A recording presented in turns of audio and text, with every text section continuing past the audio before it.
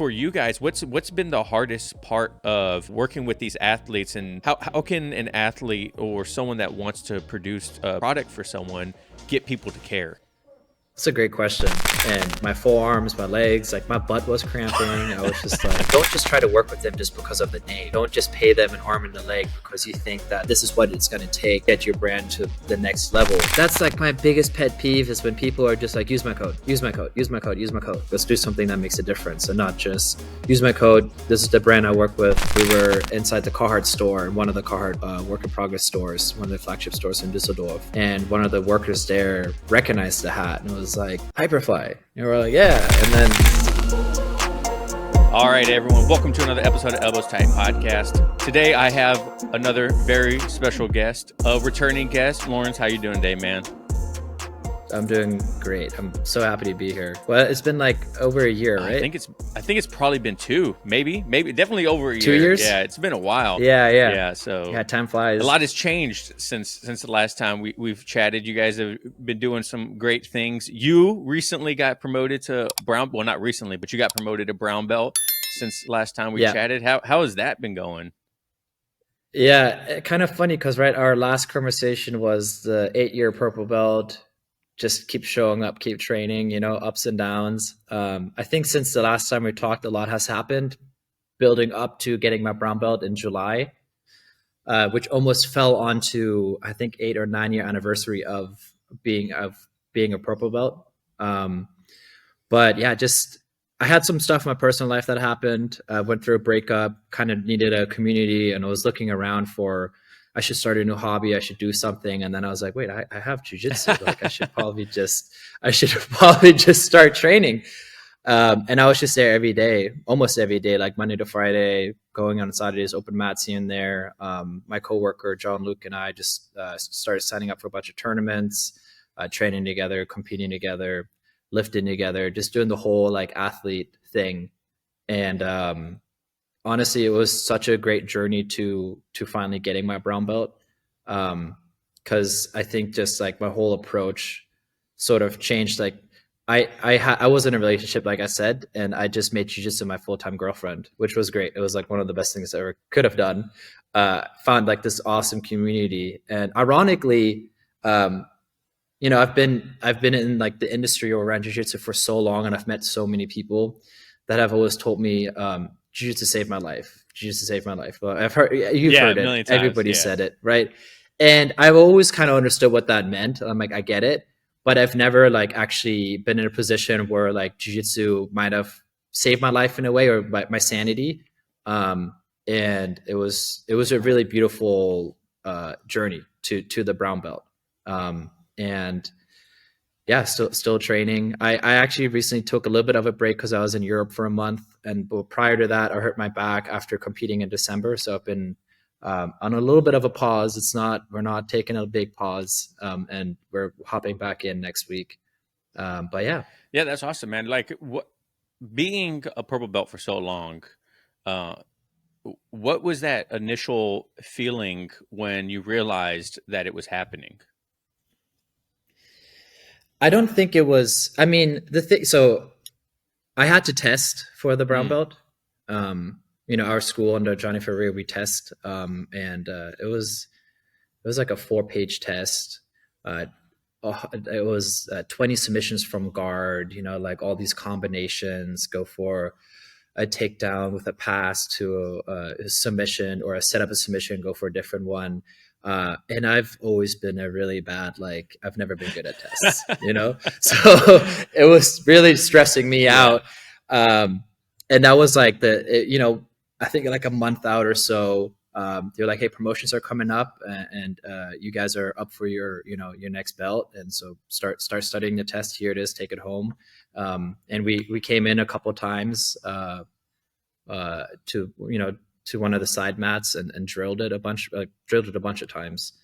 Came in, did the test on a Saturday, I believe. It took about 2 hours. There was a little written portion too, which caught me by surprise. That's interesting. A little bit. Yeah. And then it was just like it was very simple stuff. The written stuff was very simple. It's like stuff that you should know. Did the test, passed it, and then I think a week later or so we got our brown belts. But it was I want to say it was somewhat of a relief, and that I didn't think I needed, because I kind of gotten to the point where I was just very content with training. I was very content with being there, and I was kind of just like, I'm just here for the love of the game. I'm not here to prove anybody that I'm better than anybody else, or that I deserve this in any way. I just wanted to train. And so getting our brown belt, or I keep saying ours because John Luke and I, we both tested at the same time, and we've been purple belts forever. um, was just like, it was sort of a relief in a way, like that I was deserving of it. And I didn't want to, seem like the person who, like, I need to get my brown belt because I've been training for so long. But there's people out there that were telling us, like, you guys should probably get promoted. Um, and yeah, it was really awesome. Just like, yeah, it was just an 8-year journey of ups and downs, of not training under different professors, different schools, moving around a lot. Jiu-Jitsu politics got in the way. Sometimes a little bit of work stuff got in the way. And so just really came full circle on it to finally be acknowledged that, the skill set was up to par with being a brown belt. So was brown belt the only belt that you've tested for? Yes, that was the only one. What? Yeah. So I tested for my blue belt in a very similar situation, except for it was more of a, hey, show me, like, it was on the spot. They would call things out like, hey, show me 5 sweeps from guard, or show me 5 submissions from mount, or whatever, right? And right.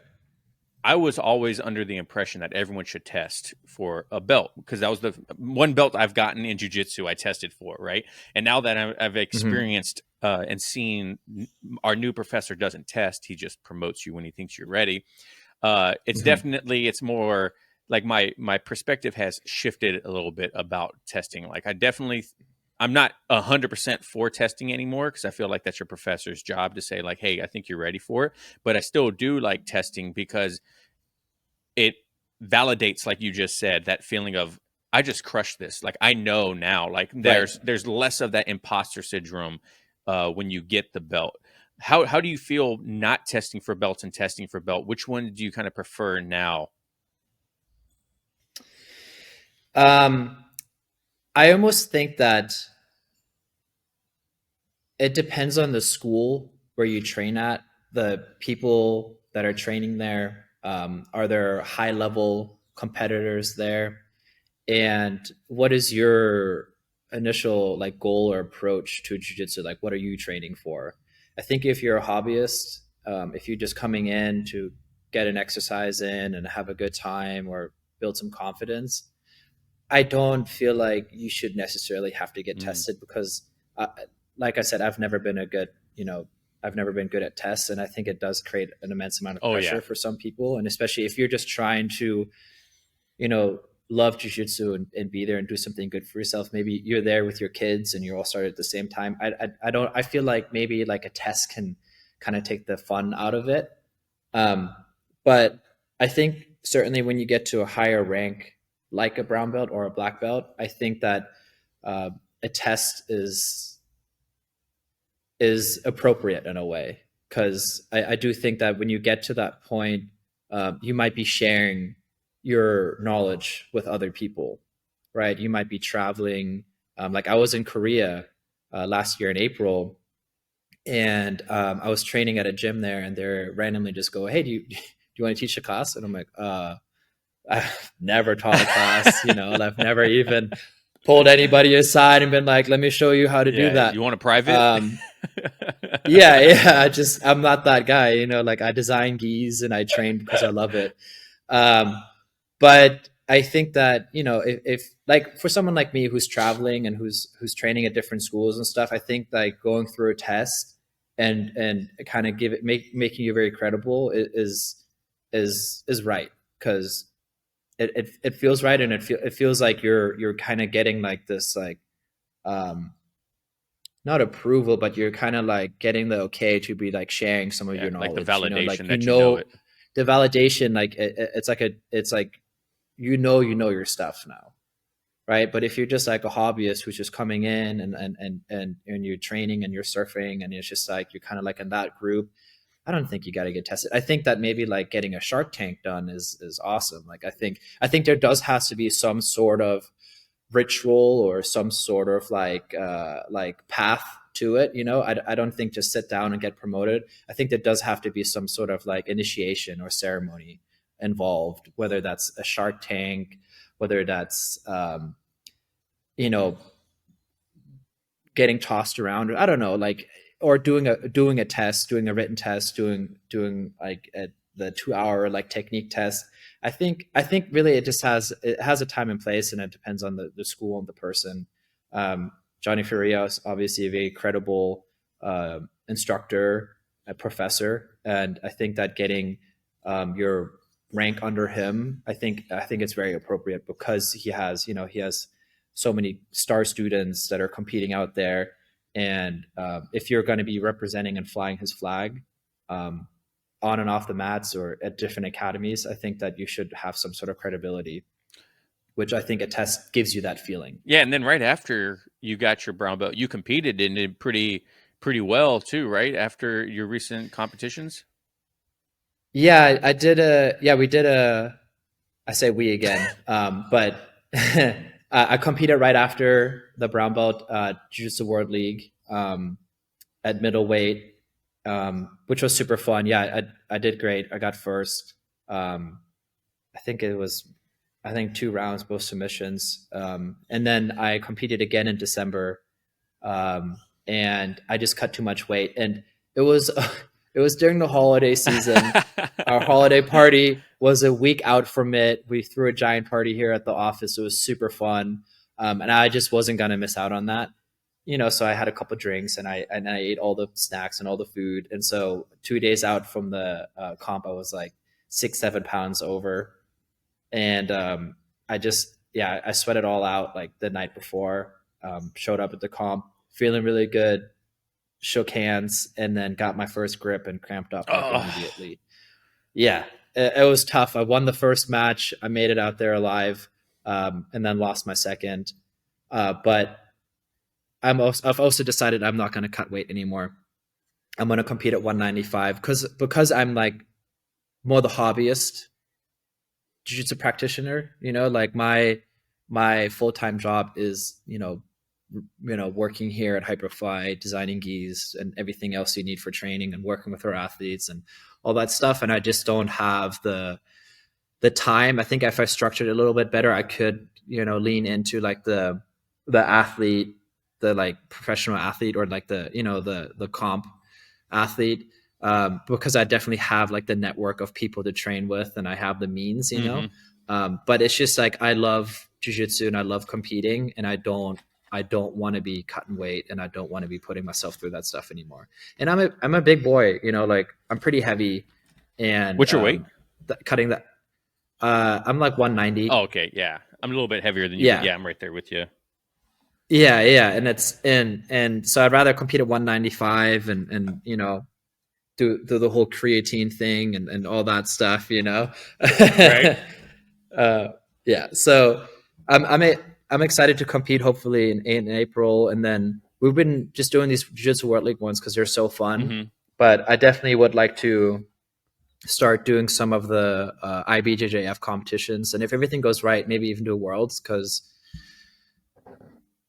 who knows when I get my black belt. But when I do, I don't think I'll be able to do the whole tournaments, like collecting the points and all that stuff. So this or next year is probably my last shot at doing Worlds at brown belt as an adult, and not doing masters. Real quick, this episode is brought to you by our Patreon and YouTube members. Thank you guys so much for committing $5 a month for exclusive and early content, and you get priority Q&A, and you will get secret live streams. And also you have the opportunity to get your roles reviewed by myself and a past guest or one of my high-level friends that can tell you what you're doing wrong, what your goals are, and where you should be focusing. Also, you are directly supporting the podcast and allowing me to keep improving and keeping my editor Dan. So thank you guys so much to my patrons and to the YouTube memberships. If you guys want to join for $5 a month, link is down below. Thank you so much. Back to the show.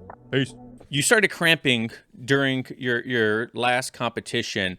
What was going through your mind? Because that was one thing that I really tried hard to make sure it didn't happen when I competed my one time. It was like I cut weight also, but I only cut like a Yeah. two, maybe 2 or 3 pounds, but it was enough to where it like stressed me out and caused me to my body to just not perform whatsoever after my first match. And I remember thinking during it, like, dude, there's freaking no way that I'm ever even cutting the slightest amount of weight again. Like, I'll just move up in the weight class. What was going through your mind Yeah. the second you grabbed it and you're like, dude, what the hell is going on? I it was like we did a couple grip exchanges, got on the ground, and I just felt like I had zero energy. Yeah, Like everything, I was completely depleted. And I have a good gas tank too. Like I'm very active. I run a lot. Like it just felt like I was being cheated by my own body. Like I did so much hard work, right, to get to this point, and it was all for nothing almost, because I just did not have what it took at all to to continue another match. And my forearms, my legs, like my butt was cramping. I was just like, and I was hydrated the next morning. Like I cut that weight, had a little bit of electrolytes in that evening, woke up about 4 pounds under, feeling great. And at the end of the day, I didn't pee until like four o'clock. I oh competed at wow. 10, and like that's how dehydrated I was. And I think it's just a rookie mistake. I just did it wrong. Too long in the sauna. I did two 15-minute sauna sessions with a cold shower between, which I also don't even think it was that long, but I sweat out the weight for sure. And it was in that moment pretty much that I was like, I'm not cutting this weight again, because I'd rather come in feeling Yeah. great, having a bowl of pasta the evening before and fighting some bigger boys. I have no problem with that. I always pick the biggest person on the mat anyways to train with. And my jiu-jitsu is very like very hands-on, like very Hmm. physical. So I'd rather fight some bigger boys than cutting that weight again. It's just not enjoyable. And obviously I could do it better, right? Like I could have not had a holiday party a week prior to that and all that. But at the same time, like I've been lifting a lot more. I've been supplementing with creatine, because I know it's just when you're this active, it's great for you. And all these little things that I'm doing that I just, not doing that Yeah. again.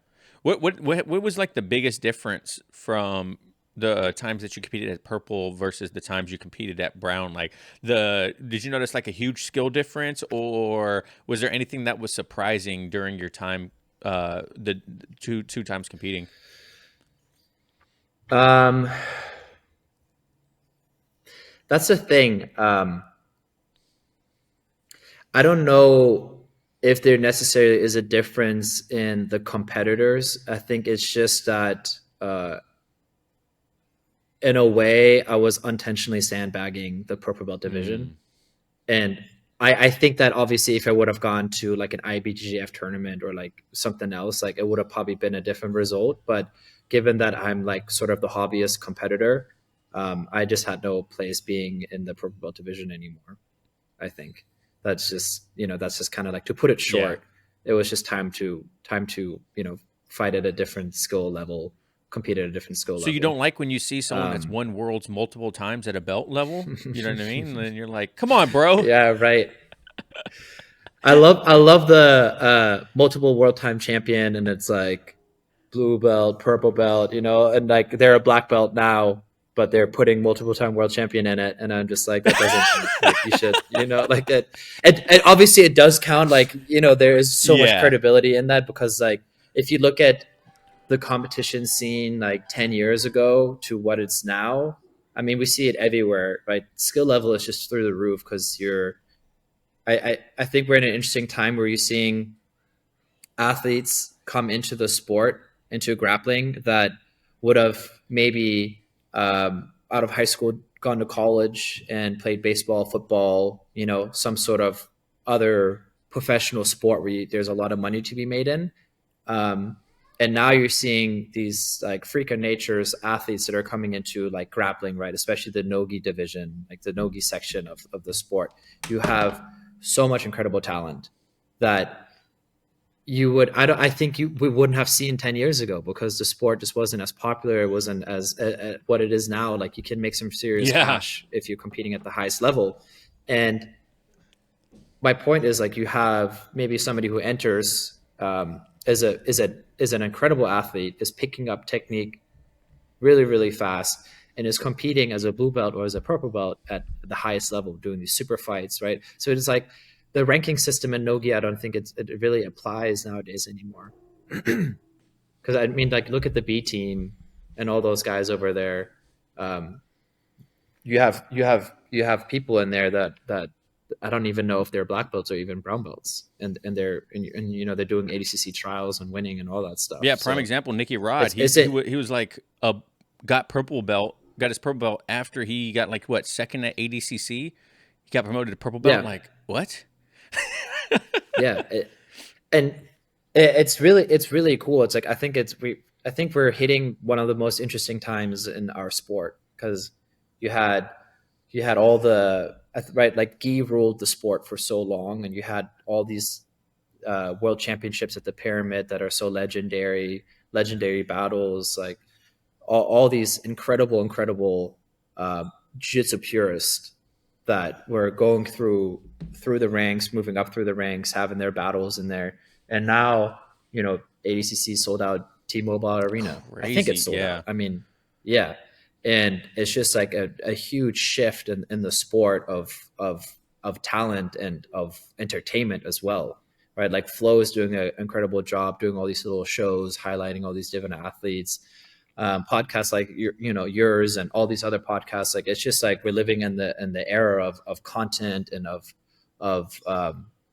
just like, I want to like freak of nature athletes, like athletes that had no game being in this sport a couple of years ago, because there was no money to be Hmm. made. And now that you have publicity, you have money, you have a stage for these athletes to perform on.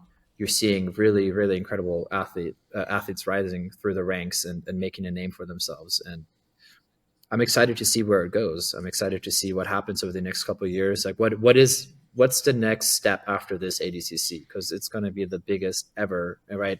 Long Beach was huge when it was. Oh, and Anaheim, that one Yeah. was huge a couple of years ago. Then the last one in Vegas was massive, and this one, I don't even know where is it going to go after Yeah. this. Well, it's a kind of great segue into one of the topics that we were talking about. We want to discuss is kind of like branding and then working with athletes and whatnot. But I would love to get your perspective as, how is Hyperfly looking to take advantage of, jiu-jitsu exploding, and then how there's so much more publicity and there's more eyes on it now. Like you just mentioned, ADCC is like just blowing up beyond proportion. Like, it's just incredible how many people show up for ADCC last year. Like, what do you guys look at as a business in the space that you want to do to kind of capitalize on that?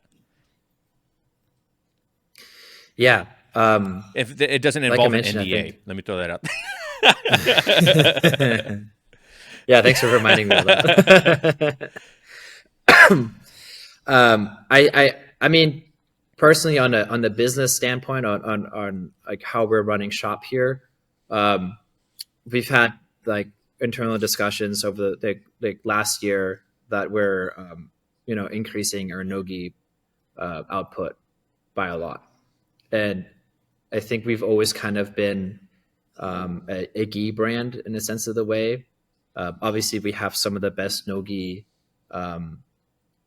product in the market. I think our ProComp Supreme rash guards was just like 12 laser cut panels with a seamless neck. It feels like it. I have the first one we made over 10 years ago, and I still train in it. It hasn't fallen apart, and the seam has come undone. That rash guard is incredible, and we take a lot of pride in it. But there's been a lot of Nogi brands that are popping up left and right, and kind of really capitalizing on this explosion that's happening in the sport. And it excites me because I think that it's taking jiu-jitsu as a whole it's taking it further from the gi. Kind of like has its problems with it because a lot of people don't don't love it, right? Like it's like too much, it's too hot, it's they don't, you know, it hurts their hands or whatever. But it also it's like very traditional, and a lot of people, I think that's what kind of shied a lot of people away, is from this like traditional martial arts look, right? And now that you're having nogi, and you have gyms that you can go to where you just wear a rash guard and a t-shirt, or shorts, and you can come from any sport, right? You can come from rugby, you can come from wrestling, you can come from powerlifting, like anything you can get in on it. And it's a very easy way to get into something new, where the gi can kind of be a little scary for people. I'll always love the gi. My heart will always be with the gi. I will always prefer the gi over anything else.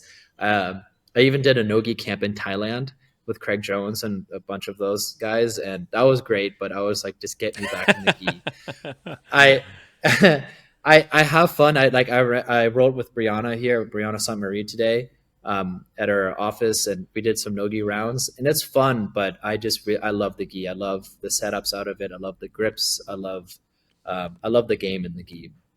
But I think nogi overall is kind of what the sport needed to uh, have like uh, a new, like, fresh wind, right? Like, I Agreed. Yeah. think that Worlds for a long time was IBJJF Worlds was slowing down. There was a lot of, like, it was just, I don't want to say boring in any way, but it was just like people were staying at home watching it. Nobody was showing up anymore. And I think the Nogi with Joe Rogan and all those guys that talk about it, it got a lot of more people into the sport, and also wanting to try the gi. But I think the gi itself just wasn't cutting it anymore for people to try jiu-jitsu. Even with like the popularity in Hollywood, and these guys training, but they train like sambo basically, right? They wear gi jackets and they wear shorts. Um, but I think nogi is kind of saving jiu-jitsu as a whole, and is putting us onto another platform. What do you think needs to More happen? eyes, more Sorry, go people. on. I No, was gonna no, say, go what do for you it. think needs to happen for the gi to regain popularity? Do you think it's a rule set thing? Do you think it's just major organizations like maybe ADCC putting it on a platform? Like, what do you think needs to happen for the gi? Because I still think gi is, primary way most people train jujitsu, but it's not the primary way Hmm. most people watch jujitsu. You know what I mean? So I think Right. I don't know what gi jiu-jitsu needs to do to start gaining that popularity again. Um, I think the IBGF recently has been doing a good job on putting on these Grand Prix, which are exciting to watch. And there's a lot of talent, like a lot of hybrid athletes, right? They're training gi and Hmm. no gi.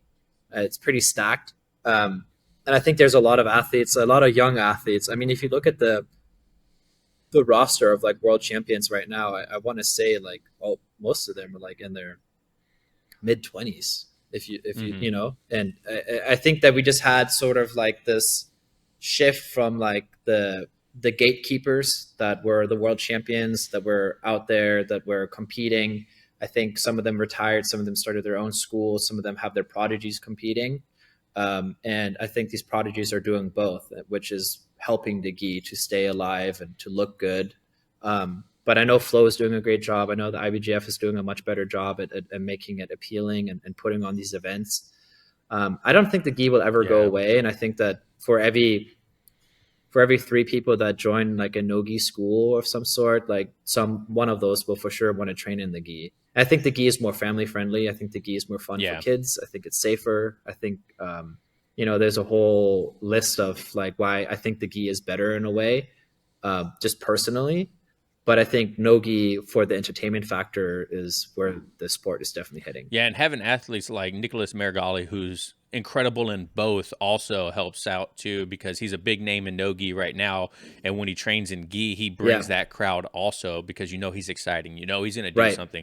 And I think, to like kind of like Yeah. Gordon Ryan's point, like, if you want to make that money in jiu-jitsu, if you want to be a big name in jiu-jitsu, you need to back it up. You need to have a personality. You need to have a performance. You need to Yeah. be bigger than life, uh, both good and bad, right? To really bring that back to it. And I think if more athletes were like Nicholas Marigali, where they were great at both, I think the gi would start rising again. You know what I mean? But as someone that trains primarily gi, it's hard to watch. It's really hard to watch sometimes. Yeah. Yeah, but I think it's because of these hybrid athletes that are competing in both and showing that you can do both. Because I asked Brianna earlier, gi or no gi, and she's like both. You got to do both. Like if you want to be the best, I think you got to do Hmm. both. And I asked her because she started.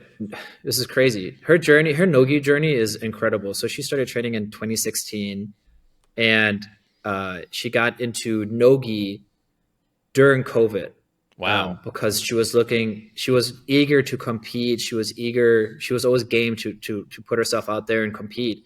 And so she did combat jiu-jitsu, combat worlds. And I even asked her, so you thought that was like the best first option as a first Nogi event? And she actually came in as a jiu-jitsu purist. And she said, if I recall this right, she didn't throw a single strike her first Wow. combat jiu-jitsu run. Yeah. And then her second time, that's when she was getting hit, and she was like, "Oh my god, I can actually hit back." It's a shock the first time. Like, oh, But that's right. This is a thing. yeah, but talking about hybrid athletes, but like she does very well in the gi, but she entered nogi on a whim, and then from there, she just went on she just went on a complete rampage of the nogi scene. Right, did so many tournaments, so many super fights, all the way leading up to ADCC in 2022, and only to come in second with Fiona, and to kind of like have this very short period of like 2020 COVID to 2022 is the biggest stage in the world to come in second. To only pick up Nogi because she wanted to compete, and that was kind of the only thing that was out there, and then doing a combat fight as well. I'm just in awe. Like I'm the biggest fan of her, and her approach to the game, and how she's just like she's having fun. She's training both. She even said she might be doing worlds depending on how her match goes next week. Um, but it's just like I think that we need more of those athletes. I think that's what's going to keep the gi alive, is having people like Brianna St. Marie and having people like Muragali that are going to be going back and forth in camps doing gi and no gi, because it shows that the gi can be Yeah. exciting, right? When Muragali fights in the gi, it is exciting, and I think we just need more of that. Yeah. So when you look to work with athletes, we kind of talked about this before press and record, but when you look to work with athletes, what are some of the attributes that you guys look for? Like, say if someone's just starting to compete, they want to take it full time, and they're looking for, they're like, oh man, maybe I should try hitting up Hyperfly to see if I can get sponsored as an athlete under them. Like, what are some attributes that you guys look for to ensure that it's a good collaboration between you and the athlete? Yeah. So aside from obviously having a chat and being a fit, right? Like usually you can figure it out pretty quickly when you're talking to a new athlete if you're compatible with Yeah. each other, and that's in that first conversation you can sort of kind of like feel out a lot. Um, and I think that goes with like everything in life. You meet somebody and you have a good chat, like it's like there can be something here. But we do I think live in an interesting time of the athlete to the professor to the content creators. I think, right, like how like in the past how it'd go, is like you right, you're competing, you either do really well and you can go all the way, or you're not doing too well and you're investing a lot more time into this competitor and it's not really paying off. So you go the route of opening up a school and becoming a professor and sharing your knowledge and all that stuff. And those were kind of like always the two ways that I think your jiu-jitsu career would go if jiu-jitsu is the sole thing that you're doing.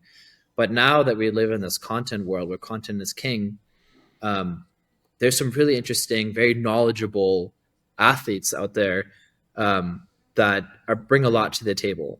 Right, I think it's never been easier to work with an athlete on social media, with the collaboration posts, Yeah. like with getting their insights, getting their input on product, on content, on on ways to engage with both of your followers. I think I love creating content these days. We're doing a lot of it. It's super fun.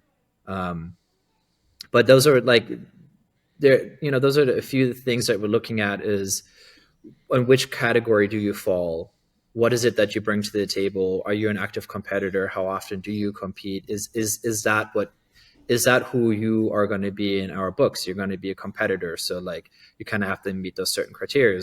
If you work with a competitor and let's say they compete once every 4 months, but they want to have a salary or they want to have free gear, nowadays I think it's getting tough because like there's more you have to bring to the table. So if you're a competitor, make sure you're actively competing, right? Make sure that you're repping the brand, make sure that you're out there, um, you know, representing the brand well. It's not all about winning. It's not all about being on the podium at all times. It's not about talking shit necessarily. It's just like we like, because like the whole talking shit is also like a huge sales factor nowadays, right? Like do you want to do the Conor McGregor or the Marigali, right? Marigali pulls it off extremely well because he can back it up. But if you're just out there talking smack and you can't, we have no problem with what type of person you want to be out there. But as long as you can back it up, then that's okay.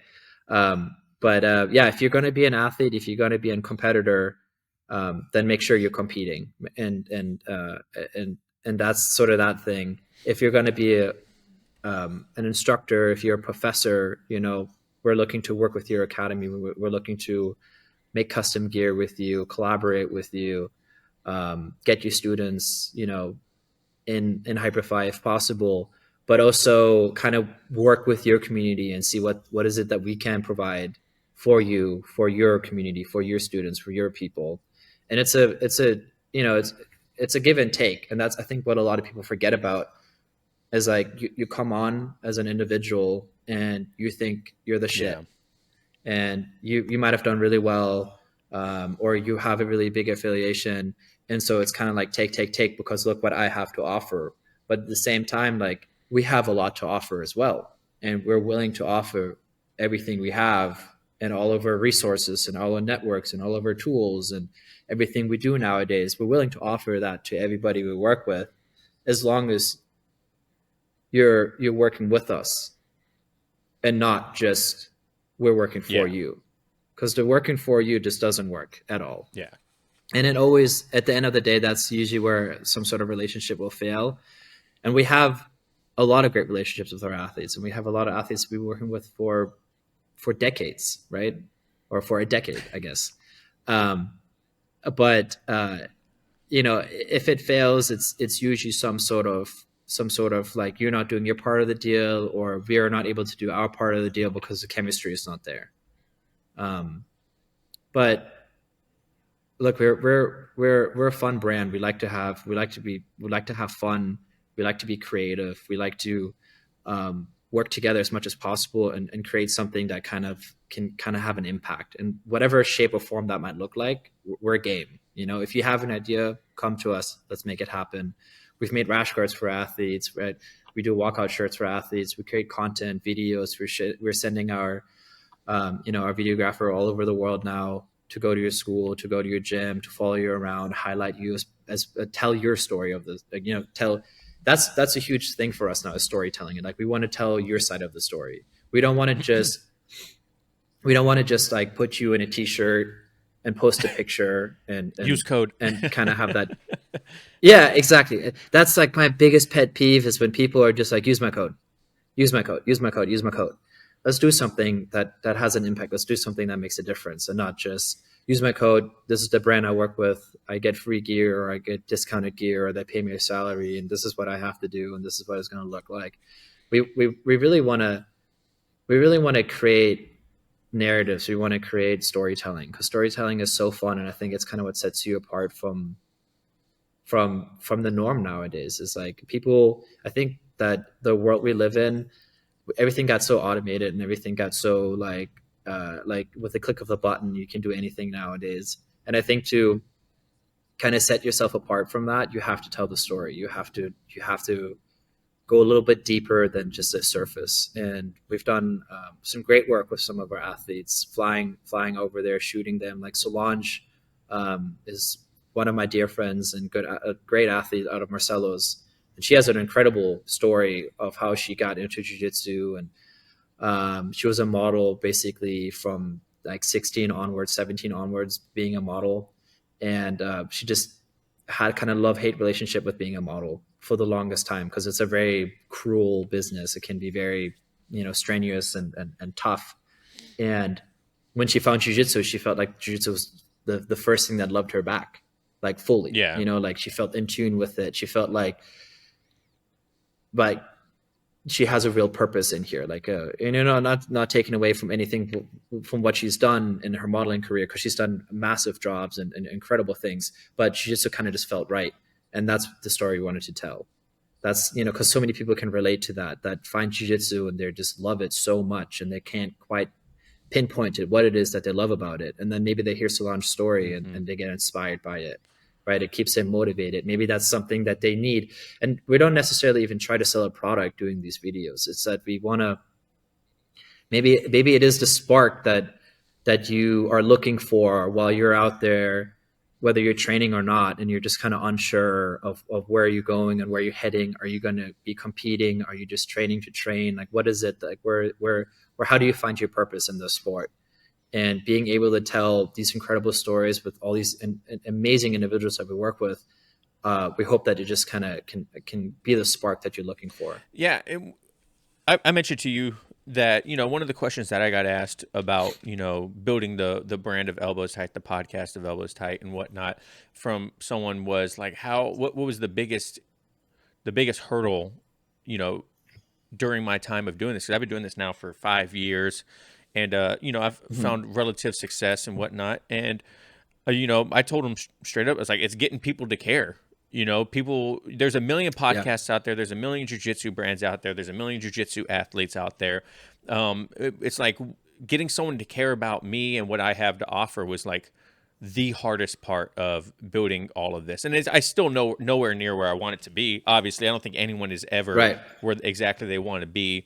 But it was an eye opener when, a piece of content hit someone and they would message me. They're like, dude, thank you so much for making that. Like, that's amazing. I needed to hear this, and I feel like you have to be, to your point, you can't be superficial. You can't just put out there like, hey, listen to my podcast. Like, no one's going to listen to your podcast. Right. No one's going to buy your gear. No one's going to do anything. You have to give them a reason why it's valuable to them. For you guys, what's been the hardest part of, working with these athletes, and you're like, hey man, like, it's not working, but we'll give it another shot? Or like, how can an athlete or someone that wants to produce a product for someone get people to care? It's a great question. And I think it goes into storytelling and relationships. And maybe because there has been athletes, which I'm not, obviously I can't name anybody, but there's been athletes that we've talked to that are probably some of the biggest in the sport as of right now. And the chemistry just wasn't there. We're a family-owned business. Everything we do, everything we put out there kind of has like a purpose, kind of has, it has our DNA in it.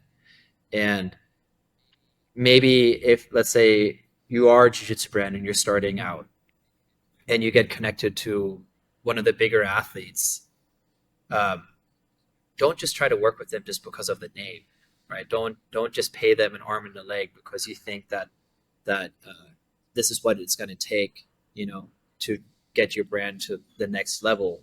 Because if the chemistry is not there with them, then the whole project, the whole product, the whole storytelling is not going to be there. It's not going to work out. And it might work out for a short period, but then in the long run, it won't.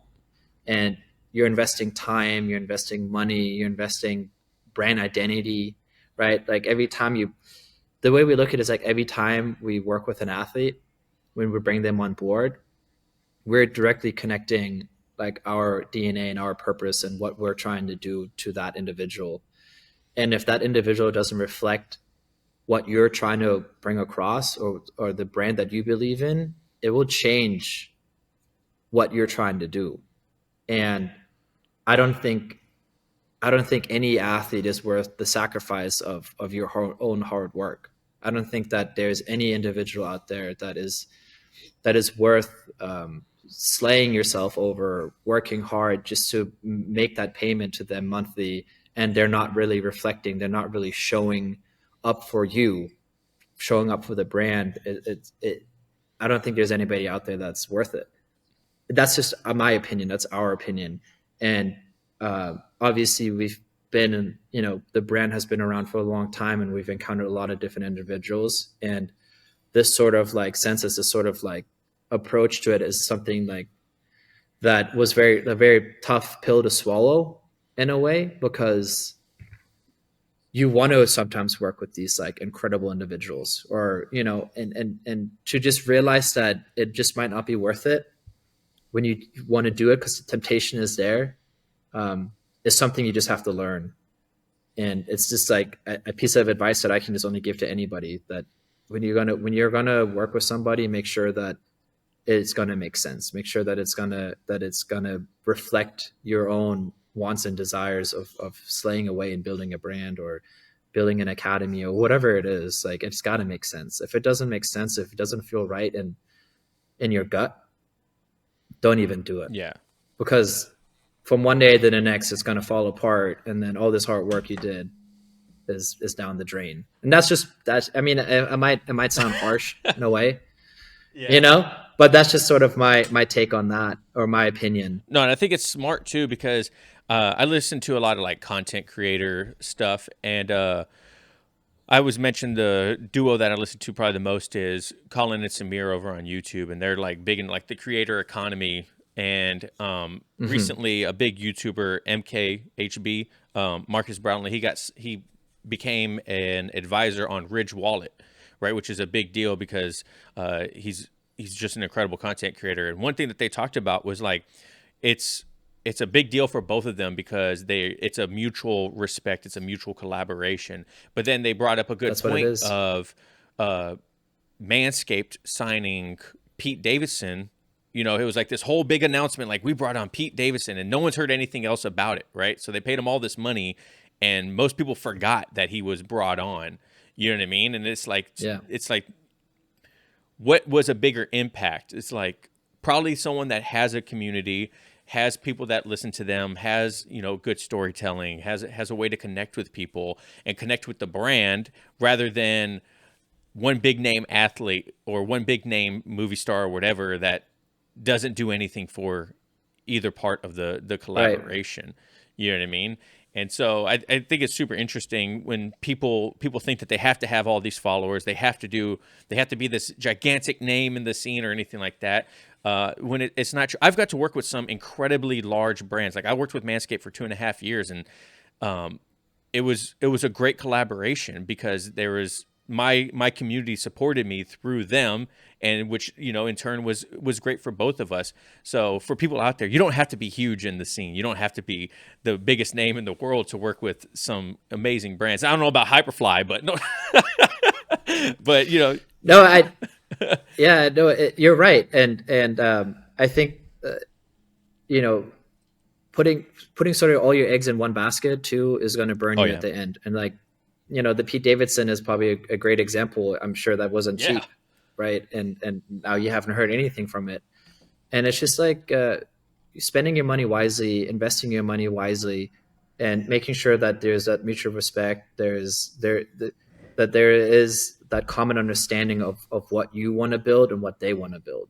And if you can align those two things, then it's going to be a hell lot more fun and more creative and so much easier building an incredible relationship and maybe doing a run from blue to black. I think that's, at least in my opinion, that's like one of our dreams always, and we've done it multiple times now, but that's always one of the paths that we want to take is find young talent and work with them all the way to black. Because I think that's one of the most beautiful commitments you can have in a brand athlete relationship, is being there from the start. It's being there from when they're sort of no one to when they're rising through the ranks. Um, and it goes back into like that goes back into storytelling as well and all that stuff. But yeah, just think about it more than just once. Don't jump the gun. You know, talk to your community about it. Like see what they think. Like the Manscaped stuff, right? Like see what they think. Like how and yeah. I mean, I could go on and on and on about that stuff. But so how does it But how yeah, does it when you like, we talked about this a little bit too. You know, you guys have worked with some incredible collaborations. The NBA, right? You guys did a whole big thing with the NBA, different animes like Naruto and stuff like that. How do those transpire? Like, how does that even come into fruition? Like, how do you guys know as a brand to know to go to these companies and try to work with them? yeah. Um, where do I start with all that stuff? I think at the beginning it was a lot of knocking on doors. The Carhartt one was actually kind of funny because we were on a family vacation, or we were back home in Germany, and we were inside the Carhartt store, one of the Carhartt work in progress stores, one of the flagship stores in Düsseldorf. And I think my dad or my mom were wearing a "You Can't Teach Hard" hat, and one of the workers there recognized the hat and was like, "Hyperfly." And we're like, "Yeah." And then one thing led to another, and we got connected to somebody higher up in the brand, and we started chit chatting and had the idea of using the original duck canvas to make geese out of it, and then that's how that happened, right? So it was like almost very Yeah. organic, like very natural. um there's been a few others, like the champion one. We had a good friend in the industry. The Jordan one that we did when we did the self-defense seminars on the rooftop of the flagship store in LA. We did this like 2-day self-defense seminars with like for women and kids. And that was something that we just got connected with someone as well again.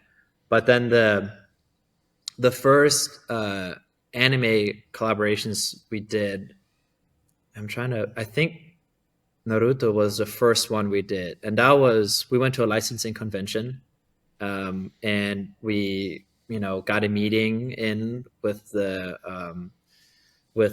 Viz Media, and just got a meeting in, pitched the idea of making a nogi collection, or I mean a grappling collection, and kind of connected all the references of like martial arts and honor codex and all that stuff, and they loved it, and then that's how that happened.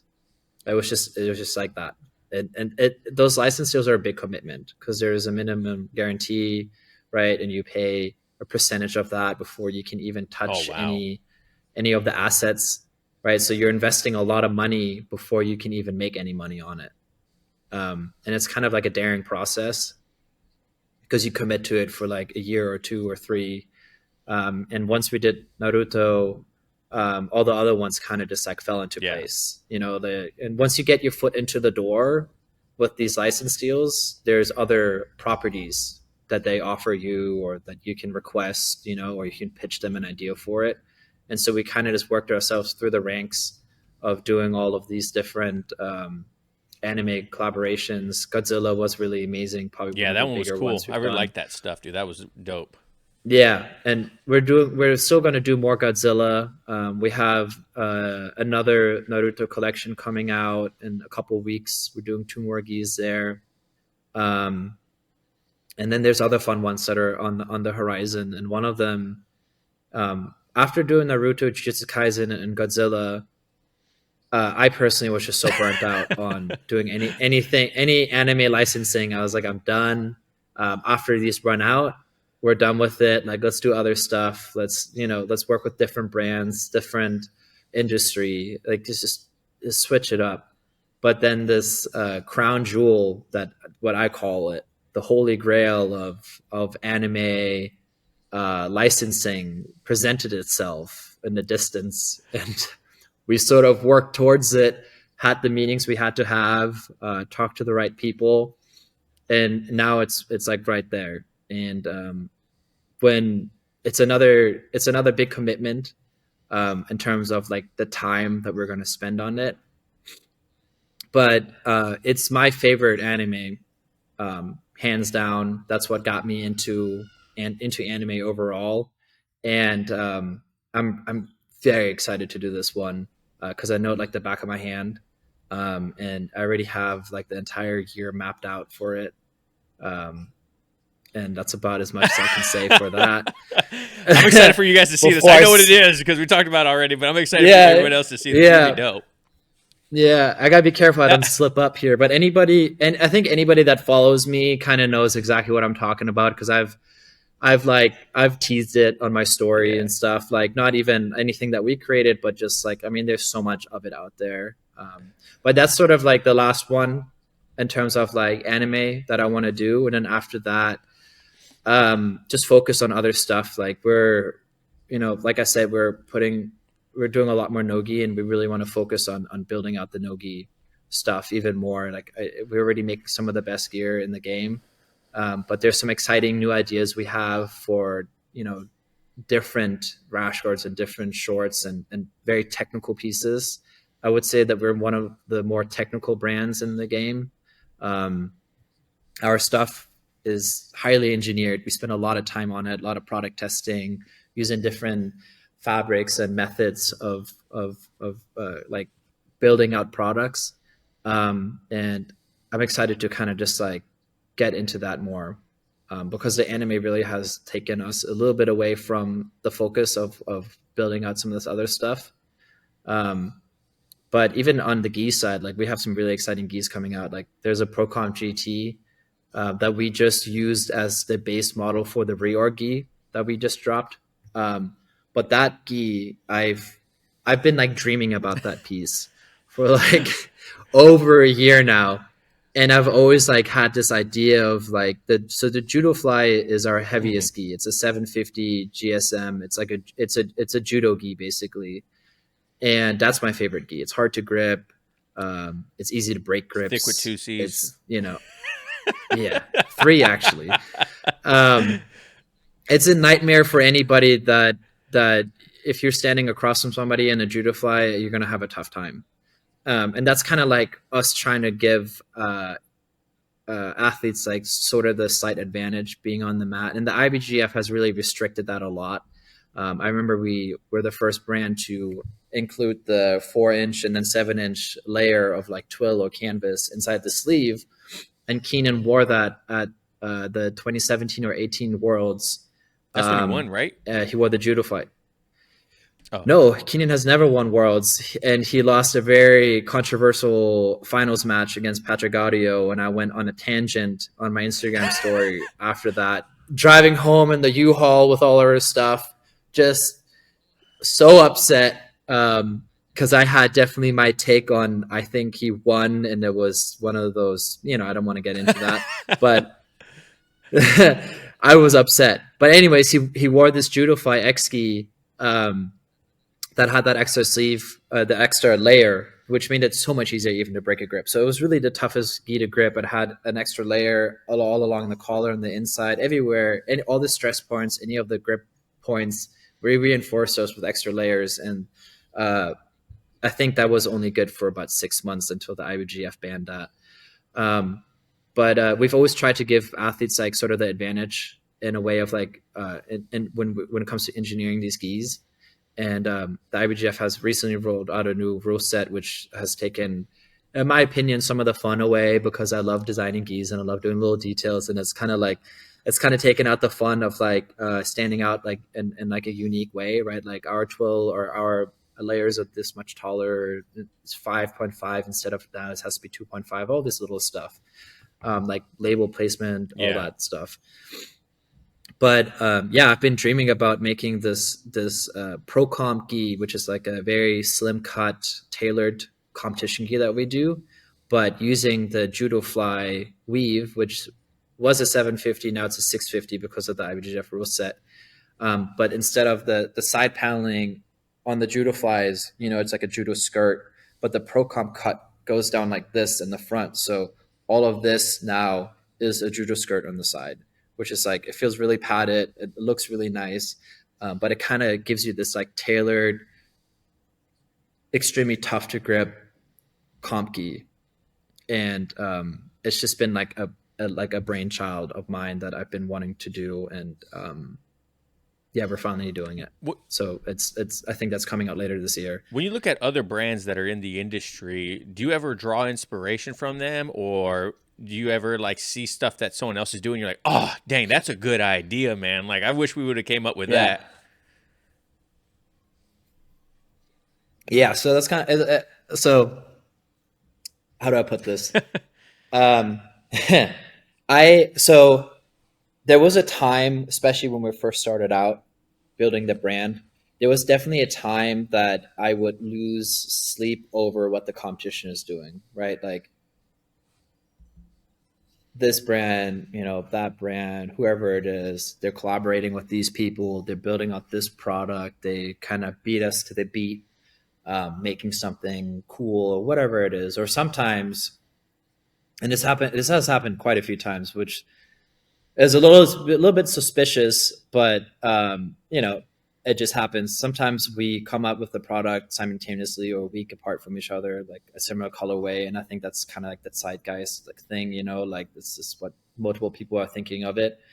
But at this point of where we're at with our brand, I'm extremely proud of Hyperfly, of how far we've taken it as a family, with our great employees. We have a great staff that, and I'm telling you, staff is not easy nowadays to get people to come on board to work, right? Like I always think that um, either you do your own thing or you work for somebody or for a brand and treat it like it's your own. Because if you're not going to do your own, then you might as well find something that you love that you can treat like it's your own, right? Because you're going to be working for them anyways. You're going to be spending your time, you're investing your time, you're there, so might as well love it. And we have a really great team from customer service to the warehouse to the design staff to social media. Like everybody, we're a great team here, and I'm just extremely proud of us, and where we've taken it. And so I don't really lose sleep over other brands anymore. If anything, it excites me. It motivates me in like the best possible way, not as in like I'm going to destroy them and I'm gonna one up them. It motivates me in a way that I think is great. That like it's taking our sport to it's making jiu-jitsu look good every single time a brand is doing something in a professional way, whether it is product or collaboration or whatever it is. If I like it and it looks good, it kind of makes me happy. I'm like, hell yeah, like this is for the better for the sport, this is for all of us, because we're all in this together. It's still such a small sport, right? And everything that people do, it makes noise, it makes ripples. Like it creates it changes the entire like I don't know, that not the mood, but like it has an Mm-hmm. impact, and we're all in this together. And it motivates me. I love other brands doing cool stuff. Like I'm not going to name any brands, but there's a couple brands that have sprung up recently, especially in the Nogi game. And I've talked to some of those guys, and I think they're doing great. I think they're doing really cool stuff. It's exciting. It's shaking the tree. It's making everybody kind of like some of these brands that have been around a little longer, kind of like, oh shit, like we got to keep up with that stuff now, like didn't think of that. um, I think it's great. I think that there's so many creative individuals in the sport, and that again, like I was talking about this earlier, like there's so many like incredible like star athletes that are coming into the sport. There's a lot of creative Yeah. people coming into the sport as well, and like jiu-jitsu has always had like a lot of creativity in it, but you're seeing people starting brands or working with other brands and doing some really cool shit, doing some like really, really exciting things. And overall, I think it's great for everybody. Yeah, competition breeds innovation, right? So it's like It does, yes. It's the same thing with why, you know, Keenan Cornelius came up with like Worm Guard and how everyone had to adapt to that, or, you know, people coming out with new design ideas or new guards or all these things. Is like, if competition breeds innovation, you should embrace competition. You shouldn't want to be the only person. You know, growing up, my parent, when I was in the Navy, or maybe right before I joined the Navy, you know, I heard this saying that really stuck with me. It's like, if you were the smartest person in the room, you need to find a new room. You know what I mean? Like, Yeah. because otherwise you're just going to be Yeah. stagnant. If you're always on top, then it's easier for people to come up from behind, and you're like, oh crap, I didn't even think about that. You know, if you're not paying attention to those around you. So it's something that, you know, as a podcaster, I've definitely tried to pay attention to also. Is like, what are you know, my peers doing? How are they innovating their podcast to be different? What are they doing to bring people in and storytell and do these things to make, you know, their brand bigger, make their brand podcast or their podcast bigger? And so I've been doing that too, and I won't name any either. No, but there are some out there that, you know, I've talked Yeah, to of where I'm course. like, dude, you've inspired me to ask better questions. You've inspired me to up my business side of it. You've inspired me to up my production and all that stuff. You know, and if I were to sit there Yeah. and not pay attention to what others are doing, then I would still be the same podcast that I was 5 years ago, and I wouldn't be able to talk to such incredible people because I wouldn't even go outside of what I thought was the right thing to do. So if you guys are out there and you're creative, you know, don't feel like your way is the only way. Like, pay attention to what other people are doing. You know, success leaves clues, and if someone else is doing something that's successful, then hey, maybe piggyback on it. You know, I've read a book Yeah. called Real Artist Steal, or Steal Like an Artist. And, you know, it talks about, you know, draw inspiration from others, like, and give credit where credit's due. You know, there's nothing wrong with that. You Exactly. know, it's like, you don't have to figure everything out on your own. You know, it gets really hard if you do that. Yeah. Yeah, it's certainly study your surroundings, study your competitors, study, and that goes for any, like, whether you're a competitor on the mat or you're running a competitive brand. I think it's good to have a healthy take on the industry and know what's going on without trying to copy Yeah. each other, right? Like, inspiration happens, right? And there's nothing you can do about that. Once you get a seed planted in your head, you most likely have to do it, but just make sure it's not the Yeah. same, right? Like, don't copy and steal, but get inspired. Like, maybe the inspiration is to just be better, right? Maybe the inspiration is to dig deeper. Maybe it is to try something new, right? Something that goes against the grain of what you've been doing. And it's those little things that I think, if you try to focus on your little bubble too much, you're going to miss a whole lot of things that are going on around you. And I think that it's needed for you to grow as an individual, for you to grow as a brand. And that's like the whole other reason why I'm such a, you know, I think everybody needs to travel. I think everybody needs to get out in the world. I think everybody needs to leave their comfort zone. I think everybody needs to try something new, try something uncomfortable. Because at the end of the day, it's what is going to broaden your mind and is going to make you better. Even if the goal is not necessarily like, I need to be better than what I was yesterday, and yada yada yada. But you, from nothing comes nothing. That's what it is, you know. And open yourself up to new ideas, and open yourself up to look around and see what's happening, you know. Because I was watching the Oscars the other day, and it was when Christopher Nolan got his, and he mentioned that movies have only been around for about 100 years, but art has been around for much, much longer than that. And it's interesting to see where movies are going to go in the next few years, because it's like art has been around for so long, and there's so many different techniques and approaches. And, you know, like the first movie in color was Wizard of Oz, right? And like Dorothy steps out of her house and everything goes into color. And I was just imagining, like, could you imagine being that person in the theater? This is before like trailers were going Yeah. around. Like, it was Yeah. just No word of mouth. idea. Like, you got to see this, man. It's crazy. And you see those red heels clicking and tapping, you know, like, I think we're in such an interesting time with like how people are connected nowadays, and how much how much we're consuming on a day-to-day basis, that if you open yourself up to change, and if you open yourself up to being inspired and inspiration, and drawing you know, inspiration from unlikely places, you might be surprised of what you can learn. And I don't know, I think jiu-jitsu is so exciting, and it's such an interesting sport, and we're haven't even reached the pinnacle of what is possible, right? And like, competitive jiu-jitsu has been around for what's like some like the 90s, Brazil, and then the US, and yada yada. And it's like, we're only what 30 years into this game building out, and only the last 10 years have been, you know, each year has been different. We're so early in on the sport for athletes and brands. I'm excited to see where it goes in the next 20 years. I'm excited to see what happens. You know, I'm excited to see new rule changes. I'm excited to see new athletes, new brands, new products. Who knows where it's going to go? Like, you look at running and the innovation you've done in that sport, from the shoes, you know, and everything. Like, I don't know where it's all going to head, but we're here for it, and we're excited about it, because it does feel like each year is getting better and better. And yeah, I don't know. Maybe we'll talk next year again, and you know, massive bombshells. Who knows? Like, right. Who knows where this is all going to go? Well, hey, Laurenz, man, thank you so much for coming on to the show today, dude. Like, we've been talking for over an hour already. Time flew by.